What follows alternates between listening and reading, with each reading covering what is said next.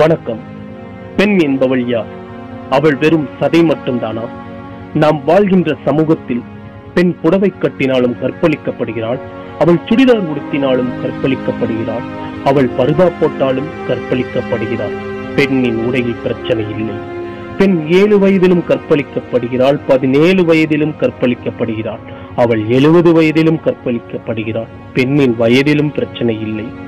பெண் இந்துவாக இருந்தாலும் கற்பழிக்கப்படுகிறாள், அவள் முஸ்லிமாக இருந்தாலும் கற்பழிக்கப்படுகிறாள், அவள் கிறிஸ்தவராக இருந்தாலும் கற்பழிக்கப்படுகிறாள். பெண்ணின் மதத்திலும் பிரச்சனை இல்லை. பெண் தாயாக இருந்தாலும் கற்பழிக்கப்படுகிறாள், அவள் மனைவியாக இருந்தாலும் கற்பழிக்கப்படுகிறாள், அவள் சகோதரியாக இருந்தாலும் கற்பழிக்கப்படுகிறாள். பெண்ணின் உறவிலும் பிரச்சனை இல்லை.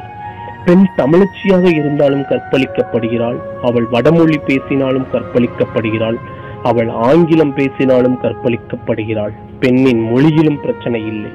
பெண் கருப்பாக இருந்தாலும் கற்பழிக்கப்படுகிறாள், அவள் வெள்ளையாக இருந்தாலும் கற்பழிக்கப்படுகிறாள், அவள் மாநிறமாக இருந்தாலும் கற்பழிக்கப்படுகிறாள்.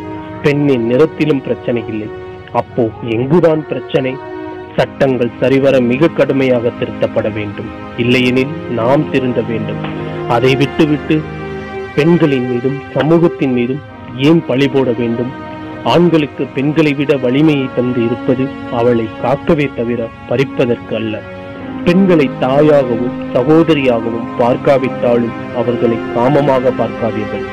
இந்த வாக்கியங்கள் அனைத்தும் உதிரமும் கண்ணீரும் சிந்தும் என் கண்மணிகளான சகோதரிகளுக்கு சமர்ப்பணம்.